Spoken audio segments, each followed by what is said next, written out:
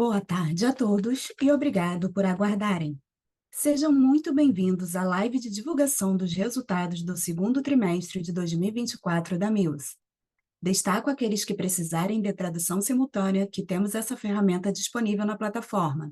Para isso, basta clicar no botão Interpretation através do ícone do globo na parte inferior da tela e escolher o seu idioma de preferência, português ou inglês. Para aqueles que estão ouvindo a videoconferência em inglês, a opção de mutar o áudio original em português, clicando em Mute Original Áudio. Informamos que esta videoconferência está sendo gravada e será disponibilizada no site de RI da companhia, onde se encontra disponível o material completo da sua divulgação de resultados. Durante a apresentação da companhia, todos os participantes estarão com os microfones desabilitados e, em seguida, daremos início à sessão de perguntas e respostas. Ressaltamos que as informações contidas nesta apresentação e eventuais declarações que possam ser feitas durante a videoconferência relativas às perspectivas e aos negócios da companhia, bem como projeções, constituem-se em previsões baseadas nas expectativas da administração em relação ao futuro da Mills.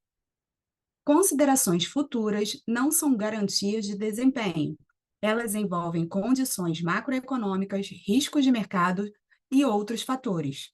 Agora passarei a palavra ao Sérgio Kariya, CEO da Mills. Boa tarde a todos. Do segundo trimestre da Mills. É com grande satisfação que compartilho com vocês os resultados deste trimestre. Continuamos a avançar com determinação em nossa estratégia, alcançando marcos importantes que reforçam nossa posição de liderança no mercado de locação de equipamentos e máquinas no Brasil.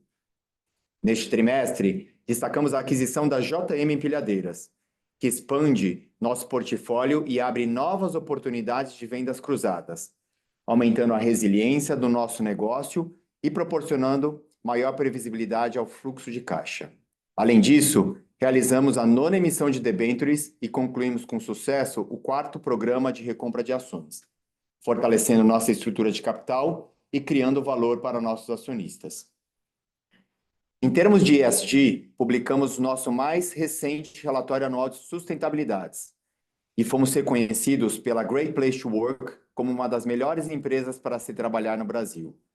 No âmbito do programa Transformar, ampliamos a abrangência da nossa cobertura, trazendo nossos principais fornecedores como parceiros no desenvolvimento do capital humano.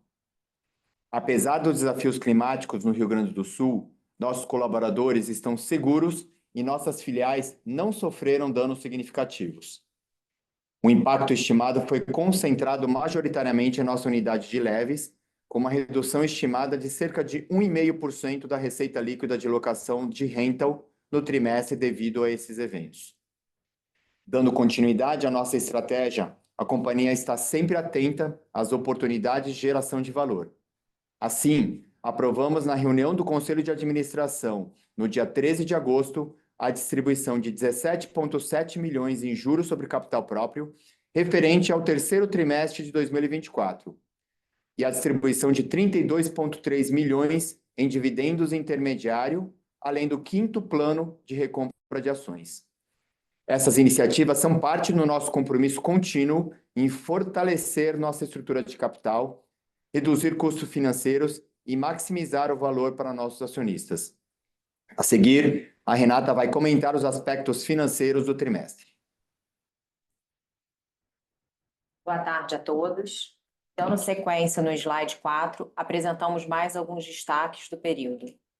Encerramos o trimestre com uma frota de rental de quase 14 mil ativos, adição líquida de mais 2 mil equipamentos em comparação ao segundo trimestre de 2023, reflexo dos investimentos em leves, pesados e aquisição da JM. O EBITDA ajustado alcançou 181 milhões, com margem de 49%, evidenciando nossa consistente trajetória de crescimento e a manutenção da rentabilidade. O lucro líquido atingiu 71 milhões, 11% acima do segundo trimestre de 2023 e margem de 19%. Nosso lucro líquido caixa atingiu 107 milhões no trimestre, gerando uma margem líquida caixa de 29%, reforçando nossa eficiência tributária. O ROIC foi de 23% no ano, demonstrando um sólido desempenho financeiro da empresa. Investimos 464 milhões no trimestre, sendo que quase na totalidade ativos de locação, via M&A e crescimento orgânico, reforçando nosso compromisso com o crescimento contínuo. Em termos de ESG, destacamos a publicação do nosso mais recente relatório anual de sustentabilidade, que evidencia nossos avanços e compromissos. Indo para o slide 5, reforça mais uma vez nossa estratégia de diversificação de receitas de locação, buscando maior resiliência diante de eventuais flutuações de mercado. A JM reforça nossa estratégia de trazer maior previsibilidade de fluxo de caixa, reduzindo a ciclicidade, sem concentração específica de segmentos e clientes e com um portfólio balanceado de produtos. Nossa exposição a contratos de longo prazo aumentou 12 pontos percentuais em relação ao segundo trimestre de 2023, atingindo 44% da receita. Servimos a nossos mais de 10 mil clientes com uma plataforma única. Em apenas 60 dias de operação da JM, triplicamos o pipeline de oportunidades, potencializando nossas vendas cruzadas. Vamos agora para os destaques financeiros da unidade de negócios de rental. No slide 7, podemos observar que, mesmo diante do impacto da postergação de obras de infraestrutura e das chuvas que atingiram o Rio Grande do Sul, nossa receita líquida cresceu 9% em relação ao segundo trimestre de 2023, reflexo principalmente da maior receita de locação no período, frente ao forte crescimento em pesados, além da inclusão de 12 dias do resultado de JM. O EBITDA ajustado apresentou crescimento de 6% e a margem ex-vendas alcançou 46%, também um aumento na comparação anual. Passando para o resultado de formas e escoramentos, podemos visualizar no slide 9 que a receita líquida de locação cresceu 17% em relação ao segundo trimestre de 2023, como reflexo dos melhores preços praticados nesta unidade de negócios. O EBITDA ajustado totalizou 38 milhões no segundo T, crescimento de 12% em relação ao mesmo trimestre do ano passado e com margem de 59%. Apesar do atraso no início de projetos de infraestrutura, observamos crescimento nesta unidade de negócios. Seguimos com a estratégia de geração de caixa e manutenção da posição de liderança nesse mercado, atendendo a estes projetos e aproveitando as oportunidades de vendas cruzadas com as demais unidades de negócio. No slide 11, apresentamos o resultado consolidado. A receita líquida cresceu 9% em relação ao segundo trimestre de 2023, totalizando 370 milhões no período. A receita líquida de locação cresceu 14% em relação ao segundo trimestre de 2023, com expansão em todas as unidades de negócio. Já o EBITDA ajustado teve crescimento de 7%, chegando a 181 milhões no trimestre e margem de 49%. Esses resultados mostram que nossos pilares e nossa estratégia formam uma base sólida para o crescimento consistente da Mills. No slide 12, podemos ver que o nosso lucro atingiu 71 milhões no segundo trimestre, quase 11% acima do segundo trimestre de 2023 e com margem líquida de 19%. Esse resultado demonstra o aumento do EBITDA, parcialmente compensado pelo aumento do resultado financeiro e depreciação no período. Já o gráfico do lado direito demonstra a geração de fluxo de caixa operacional no período, totalizando 87 milhões no trimestre, queda de 19% em relação ao segundo trimestre de 2023 e uma saída de quase 300 milhões, considerando os investimentos realizados no período. Indo para o slide 13, apresentamos a nossa estrutura de capital, destacando o nosso balanço sólido e baixo endividamento, o que nos permite capturar oportunidades de crescimento. Fechamos o trimestre com uma dívida bruta de 1,5 bilhão e 800 milhões em dívida líquida, sendo que 83% do pagamento está previsto para o longo prazo. O prazo médio total é de 3,3 anos, a um custo médio de CDI mais 2,1% ao ano. Destaco também que, em junho, realizamos a nona emissão de debêntures no valor total de 400 milhões em 2 séries, uma com prazo de 5 anos, a custo CDI mais 1,3, e outra com prazo de 8 anos, a CDI mais 1,4. Essa captação possibilitou alongarmos o prazo de pagamento e diminuímos o custo médio da dívida da companhia. A alavancagem terminou o trimestre 1,1 vez dívida líquida EBITDA, e isso nos garante mais um trimestre de covenants cumpridos. Encerramos o trimestre orgulhosos do trabalho do time e preparados para os próximos períodos. Vou passar a palavra agora para o Caria dar continuidade.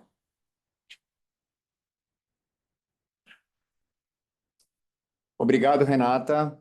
Não poderia deixar de reforçar a divulgação do nosso terceiro relatório anual de sustentabilidade, evidenciando nossas conquistas e compromissos. Fomos a primeira empresa do setor a firmar compromisso com a SBTi. Beneficiamos mais de 600 jovens pelo programa Transformar e investimos 4 milhões na capacitação de nossos colaboradores. Além disso, fomos reconhecidos como a melhor empresa de locação do ano no IAPA Awards, além de sermos finalistas em outras 3 categorias. Fomos eleitos a empresa do ano no setor pelo Prêmio Valor 1000 e somos a única empresa do setor a integrar o índice IDiversa. Também recebemos reconhecimento pelo nível mais alto de qualificação por demonstrar critérios de transparência e ganhamos o selo ouro no inventário de GE de 2022. Temos orgulho de sermos novamente reconhecidos pela Great Place to Work, ocupando a 19ª posição no ranking regional como uma das melhores empresas para se trabalhar no Brasil, refletindo o nosso compromisso com um ambiente de trabalho exemplar. Além disso, conquistamos o selo Great People Mental Health, destacando-nos entre as top 150 empresas brasileiras preocupadas com a saúde mental de nossos colaboradores. Agradecemos a todos os nossos colaboradores, clientes, parceiros e fornecedores pela dedicação e confiança na Mills. Juntos, continuaremos a fazer a diferença no mercado de locação de equipamentos, oferecendo soluções seguras, ágeis e eficientes para os mais diversos segmentos. Estamos agora à disposição para responder às perguntas. Muito obrigado. Iniciaremos agora a sessão de perguntas e respostas. Para fazer perguntas, clique no ícone Q&A na parte inferior de sua tela e escreva o seu nome, empresa e idioma. Ao ser anunciado, uma solicitação para ativar o seu microfone aparecerá na tela e então você deverá ativar o seu microfone para fazer perguntas e sua câmera, caso você deseje. Se preferir, digite sua pergunta e, caso deseje, deixe indicado para que o operador a leia. Vamos iniciar. A nossa primeira pergunta é do Gabriel Raposo, de Pinho, analista sell-side do Bradesco BBI. Gabriel, abriremos o seu áudio. Gabriel, pode prosseguir, por favor? Boa tarde, Sérgio. Boa tarde, Renato. Obrigado por abrirem espaço para pergunta aqui. São duas do meu lado. A primeira, pegando o tema aí da JM Empilhadeiras, queria uma atualização de vocês, como tem evoluído o processo aí de integração. E aí, pensando em representatividade no top line e EBITDA, que vocês conseguem dar alguma cor para o segundo semestre agora e para o ano que vem, e também evolução na alocação do CAPEX. E a segunda, pensando nos investimentos do trimestre, se vocês puderem falar um pouco, enfim, a quebra por divisão, né, desses investimentos e o patamar de alavancagem que vocês enxergam para o final do ano e para o ano que vem. E se tem algum movimento estratégico que a gente ainda pode esperar dentro desse range que vocês estão reportando de dívida líquida e EBITDA. Obrigado. Gabriel, eu vou começar respondendo as tuas perguntas aqui, depois eu vou passar para a Renata. Mas no olhar de JM, a gente temos aí pouco mais aí de 2 meses aí no processo todo de integração. Ainda a gente tem rodado ela de forma completamente independente, capturando sinergias no top line da companhia. E aí, como vocês puderam já ver, a gente já conseguiu quase triplicar aí em termos do pipeline de negociação do que tinha JM versus todo o cross-selling das nossas unidades de negócios, né?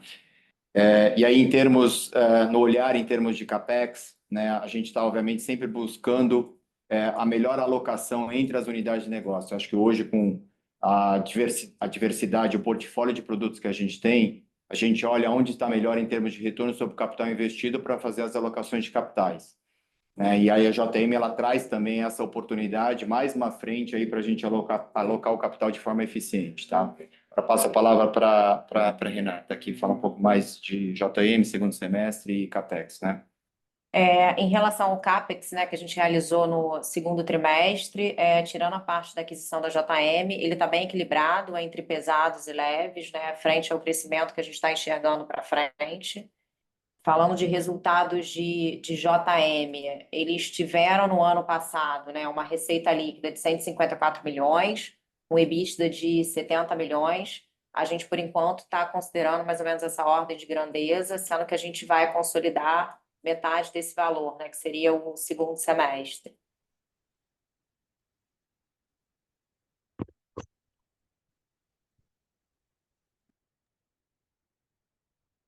A nossa próxima Perfeito. Não, perfeito, pessoal. Obrigado. A nossa próxima pergunta é da Fernanda Recha, analista sell-side do BTG. Fernanda, abriremos seu áudio. Fernanda, por favor, pode prosseguir. Oi, pessoal, Sérgio, Renata, obrigada por pegar minha pergunta. Dois pontos aqui do nosso lado. Primeiro, eu queria explorar um pouquinho mais a receita de rental, mas especificamente quando a gente olha, né? A receita de rental ela ficou meio flat no tri contra tri, quanto que a frota subiu 18%, né? Eu sei que você teve a JM entrando no final do trimestre, então não é muito fair essa comparação, mas se vocês puderem dar um pouco de detalhe, como é que ficou o yield e a taxa de utilização, só para a gente entender, né, o que foi o driver dessa receita um pouco mais flat no trimestre a trimestre, e olhando para frente, como é que a gente deveria pensar nessas variáveis. Essa é a primeira. E a segunda pergunta, vocês comentam no release uma desaceleração de demanda em infraestrutura, né? Eu queria ouvir um pouquinho de vocês, como é que está a perspectiva de normalização disso, né, no budget de vocês. Vocês acham que ainda o segundo semestre vai ter essa desaceleração? Qual que é o timing para normalização? E talvez vocês puderem dar um pouco mais de detalhe, né? Quais são os segmentos dentro de infra que vocês estão vendo mais desacelerar? São esses dois pontos. Obrigada. Deixa eu responder essa primeira parte com relação à produtividade, Fê.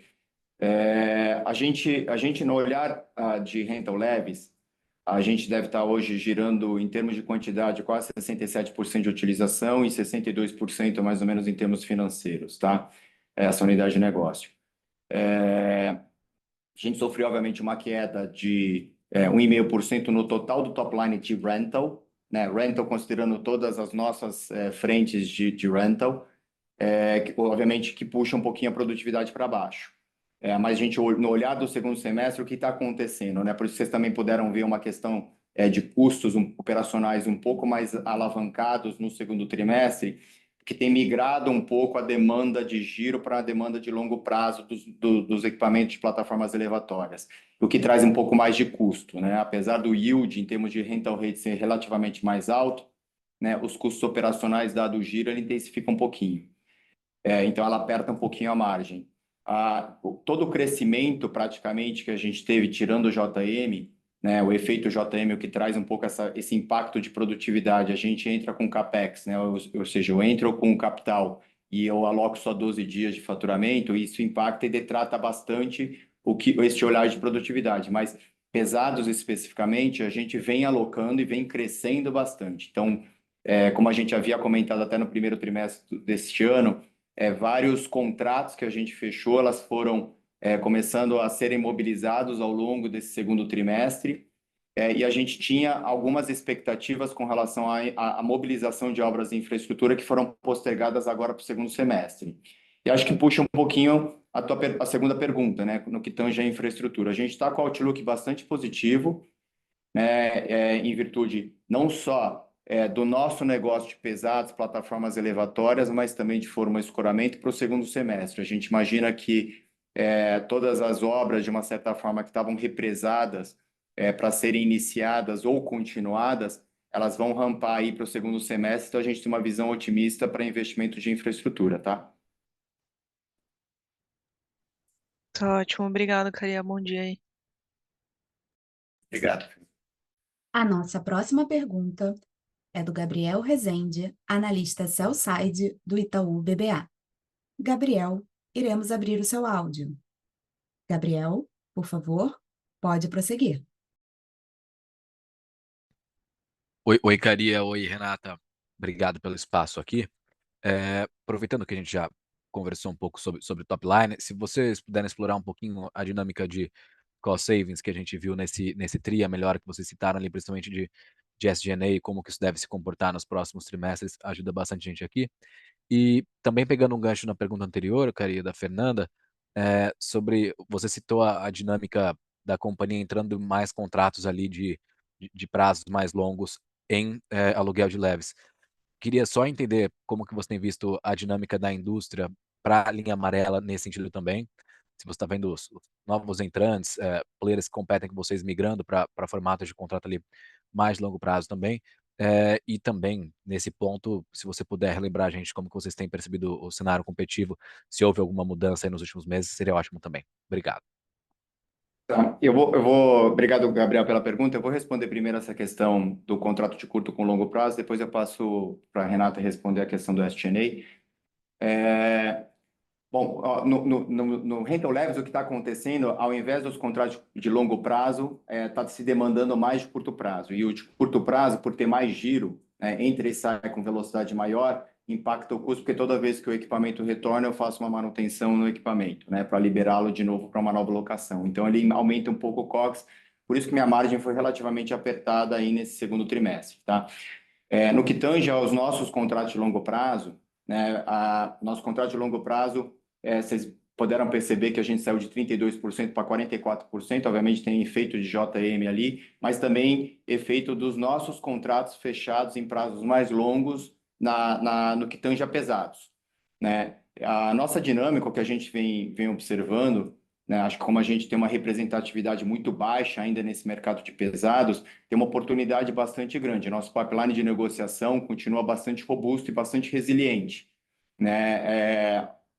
Então, a gente não vê um fator de competição ainda, propriamente dito, nem no negócio de leves, nem no negócio de pesados, né? Obviamente, acho que a dinâmica continua estável comparado os trimestres, tá? Então, não tem uma variação muito grande com relação ao que a gente vem enxergando. O que a gente ajusta para pesados é muito mais o nosso pace, né? Dado a nossa curva de aprendizado, setores diferentes em termos de especificidade diferentes, como a gente vem sempre comentando, né? A gente tem muito conhecimento, obviamente, dado de Triangel, do agronegócio, construção, a gente tem bastante conhecimento e a gente vem entrando em outros setores, né? Que demandam conhecimento mais específicos, é onde a gente ajusta um pouco o nosso pace, a nossa velocidade de crescimento nesses setores para evitar riscos, dado que os contratos são muito longos, tá? Seguindo aqui falando sobre o SG&A, né? A gente constantemente tem buscado oportunidades para estar reduzindo o SG&A, tentando trazer automatização de processos, escalabilidade e conforme a gente for adquirindo novas empresas também, a gente vai conseguindo trazer sinergias e diluindo o SG&A. Então, para o segundo semestre, a gente espera mais ou menos da mesma ordem de grandeza que performou agora o segundo TRI, sem grandes ganhos adicionais, que é uma evolução, de fato, da companhia. Ótimo, obrigado, Renata. Se eu puder fazer só um follow-up, Karina, no seu ponto. Então, para rental leves, o yield maior de um contrato de curto prazo acaba não compensando ali, eventualmente, as despesas que você tem para recapturar o ativo e alugar esse ativo em um novo contrato. O olhar de produtividade, na verdade, o que a gente chama em rentals, no mundo inteiro, chama dollar utilization, tá? E é o olhar sobre a locação do equipamento. Então, eu compro um ativo por 100, se eu alugo ele a 4% de yield por mês, por 12 meses, eu tenho 48% de dollar utilization ou 48% de produtividade, tá? Esse é o olhar. Quando você está no spot, o que acaba acontecendo? O teu rental rate ele sobe, mas a utilização dele ela cai.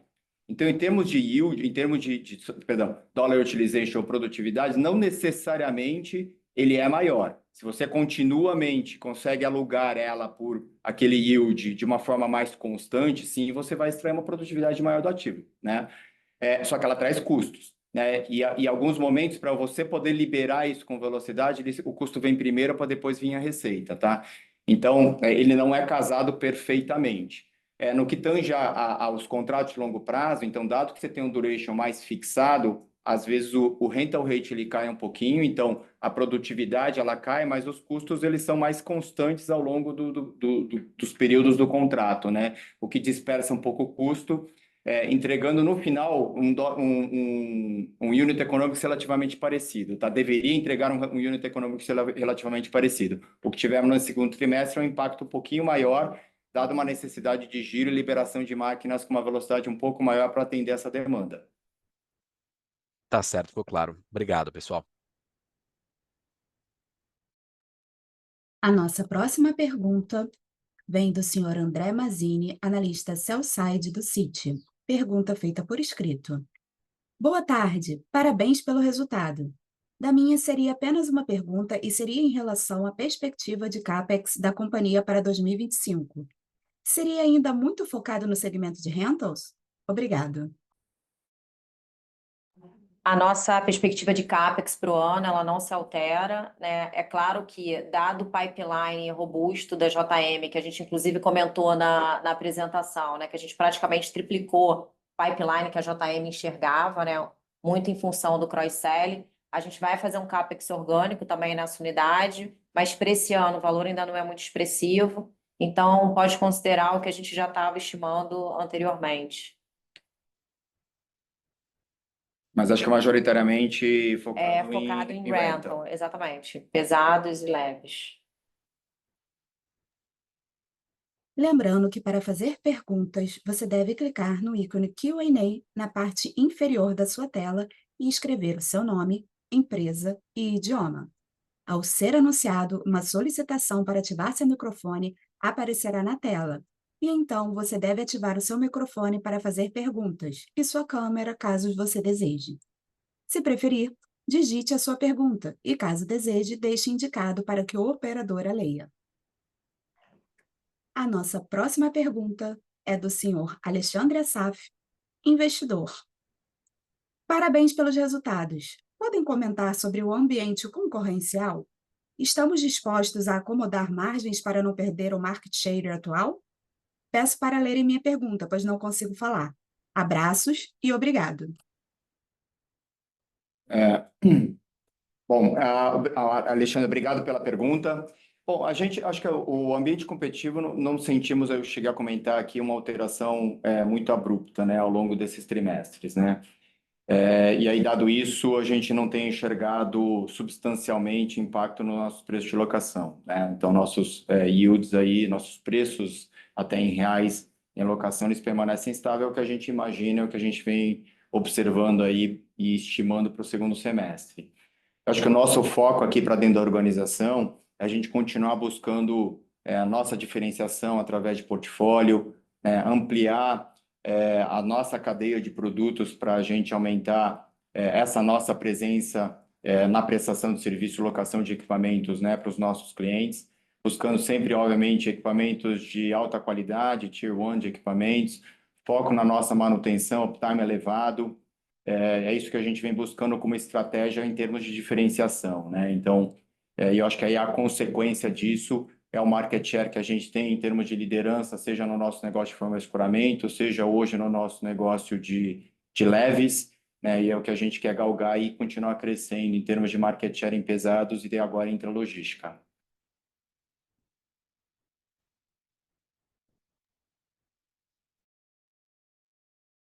Encerramos neste momento. Perdão. Lembrando que para fazer perguntas, você deve clicar no ícone Q&A na parte inferior de sua tela e escrever o seu nome, empresa e idioma. Ao ser anunciado, uma solicitação para ativar o seu microfone aparecerá na tela e então você deve ativar o seu microfone para fazer perguntas e sua câmera caso você deseje. Se preferir, digite sua pergunta. E caso deseje, deixe indicado para que o operador a leia.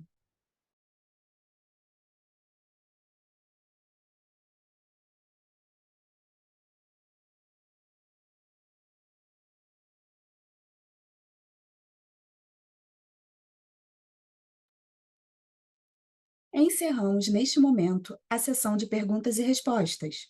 Gostaria de passar a palavra ao senhor Sérgio Caria para as considerações finais.